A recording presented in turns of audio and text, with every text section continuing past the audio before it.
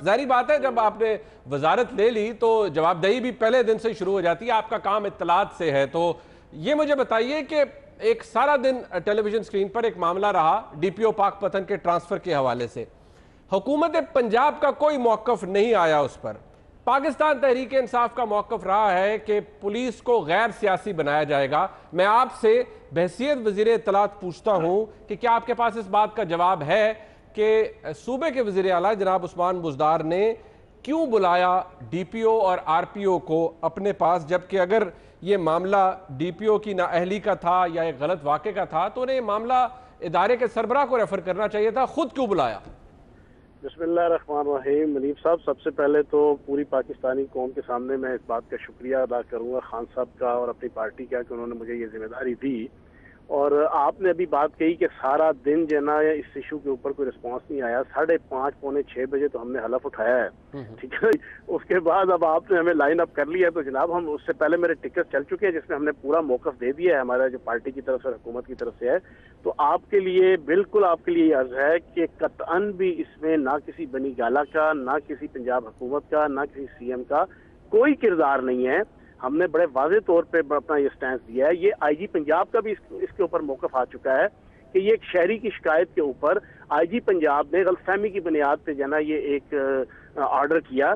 इसमें कोई पंजाब हुकूमत का या सीएम का कोई रोल नहीं है। अच्छा, नहीं फ़याजुल हसन चौहान साहब, मेरा सवाल ये है, मेरा सवाल आपसे ये है, जारी बात है। देखिए, ये आपकी बात दुरुस्त है कि आपने ओहदा का हल्फ आज उठाया, लेकिन सीएम पंजाब मौजूद थे, हुकूमत पंजाब की मौजूद थी, कैबिनेट ने आज हल्फ उठाया, ये बात आपकी दुरुस्त मानते हैं। लेकिन ये बात भी दुरुस्त है, इस बात का डिनाइल नहीं आया कि अगर वाकई सीएम पंजाब का कोई ताल्लुक नहीं है तो सीएम पंजाब ने डीपीओ और आरपीओ को इस वाकये की पादाश में जुमे के रोज मीटिंग के लिए क्यों बुलाया? नहीं सर, आपको क्या इल्म कि वो किस मकसद के लिए मीटिंग के लिए बुलाया हो? कमाल। और आपको ये भी सर सुने ना मनीष साहब, सुन लेना बात, आपने सवाल पूछा है। अब आपको पता है उनका जनूबी पंजाब से ताल्लुक है, ठीक हो गया। और आपको ये भी पता है कि पाकपतन भी तकरीबन जनूबी पंजाब वाली साइड पे ही है। तो उन्होंने पता नहीं किस इशू के ऊपर वहां उनको बुलाया होगा या उनसे कंसल्टेशन की होगी। आप उसमें से ये बात किस तरह एक्सपेक्ट कर सकते हैं कि वो स्पेसिफिकली इस इशू के लिए या ना उन्होंने बुलाया होगा? देखिए, आईजी सुने मनीष साहब, एक मिनट। फ़याजुल हसन चौहान साहब, बात यह है, मैं आपको आप खुद आपका भी अब इन सारे जर्नलिस्टों से पाला पड़ेगा। हर जर्नलिस्ट के अपने जराए होते हैं। मैं आपको ये बात कंफर्म कर सकता हूं कि चीफ मिनिस्टर ने इसी बात के लिए बुलाया और ये बात कन्फाइड की है उस डीपीओ ने और आरपीओ ने भी कि इसी मामले को डिस्कस करने के लिए चीफ मिनिस्टर ने बुलाया। अच्छा, मुझे मनीब साहब आप एक चीज बताएं, आपको आरपीओ का और डीपीओ का मौकफ कितना अच्छा लग रहा है, लेकिन जो उनका असल बॉस है आईजी पंजाब, मैंने उनका मौकफ, मैं उसको दुरुस्त इसलिए करता हूं। मेरा सवाल सुन लेना सर, मैं तो सुन रहा हूं कि मैं तो कह रहा हूं कि चीफ मिनिस्टर ने क्यों बुलाया, क्योंकि खान साहब का तो मौकफ ये था ना कि गैर सियासी करना है पुलिस को। नहीं, ये बात नहीं है। देखिए, सूबे के सरबराह है आईजी पंजाब, उनका बुलाना बनता है। वो आके जो भी उन्होंने कहा है मैं उसको दुरुस्त तस्लीम कर लेता हूँ। आपकी जो सूबे की पुलिस है वो आपके सीएम जो है वो चीफ एग्जीक्यूटिव होता है। बिल्कुल ठीक है, मैं मानता हूं इस बात को। चीफ एग्जीक्यूटिव नहीं है। चीफ एग्जीक्यूटिव जो है वो इस पार्लिमानी जमहूरियत के अंदर आपका वजीर आला और वजीर आजम होता है, अपने अपने जनाब डोमेन का। तो जब वो चीफ एग्जीक्यूटिव हैं तो पुलिस उनके अंडर है। बिल्कुल है, लेकिन ठीक है। हम जो कहते हैं ना कि हम किसी किस्म की जनाब पॉलिटिसाइज नहीं होने देंगे, उसका मकसद सिर्फ ये है कि यहाँ पे पोस्टिंग, ट्रांसफर, डिमोशन, प्रमोशन और जनाब अकरबा परवरी के लिए पुलिस को अपने मकसद के लिए इस्तेमाल करना।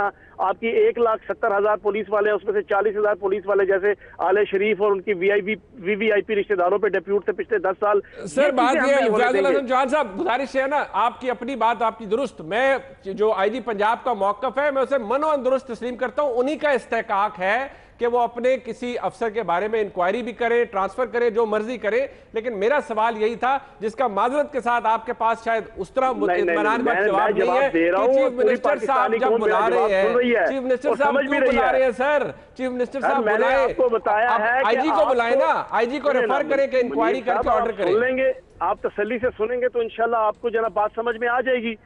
आप तसल्ली से सुन लें। जी। मैंने आपके सामने एक रिक्वेस्ट रख दी कि आपको किधर से ये चीज एक्सट्रैक्ट हो गई या नौज़बिल्लाह माज़अल्लाह वही हो गई कि जनाब वो इसी मकसद के लिए बुलाया गया था आरपीओ को या डीपीओ को।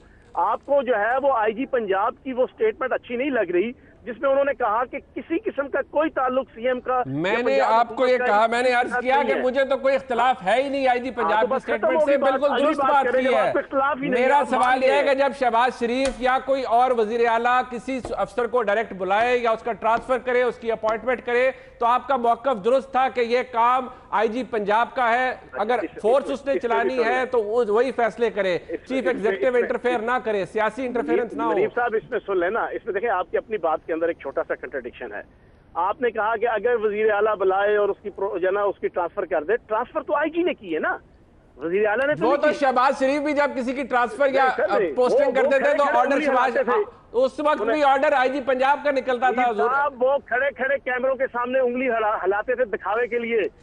माज़अल्लाह रैप के जनाब केसेस के अंदर जो को और उसके खानदान को बुला के उसके सामने हाथ रख के उसको मजीद बदनाम करके और डीपीओ को बजारन करते थे, और 4 महीने बाद वो डीपीओ और वो आरपीओ बहाल हुआ होता था किसी न किसी। मैं शहबाज शरीफ साहब ने भी यही किया था, 2016 के अंदर उन्होंने भी यही किया था। मेरा सवाल यही है कि अगर चीफ मिनिस्टर साहब ने वाकई किसी को बुलाना है, अच्छी बात है, तो इसका प्रॉपर प्रोसीजर है, उनको खुद इंटरफेरेंस नहीं करनी चाहिए। चले इसको आगे लेके चलते हैं। मेरा आपसे सवाल, ठीक है, आप अपनी जिद पे कायम हैं। मैं अपनी जिद पे नहीं सर, मैं अपने सवाल पे कायम हूँ। अच्छा चले आगे चले चलते हैं। मैं अपनी खबर पे कायम हूँ। देखिए मैं अपनी खबर पे कायम हूँ सर, इतना आपको हमें देना। आप खबर एक्सेप्ट ही नहीं कर रहे हैं कि आपके आईजी पंजाब ने ऑफिशियल स्टेटमेंट दे दी कि जो एग्जैक्ट और करेक्ट है। मैंने तो 100 दफा उसको माना ना सरकार, मैंने तो उसे मान लिया, मैंने तो उसे मान लिया चौहान साहब, मैंने तो उसे मान लिया ना चौहान साहब। अच्छा चले थोड़ा सा आगे चलते हैं, तो अगले टॉपिक पे आओ। अच्छा नहीं आगे बात करो आप इसी के ऊपर फिर। नहीं वो इसलिए कि आपका जवाब माजरत के साथ आपका जवाब तसल्ली बख्श नहीं है, ये बात मैं आज भी कह रहा हूँ, आइंदा भी कहूँगा।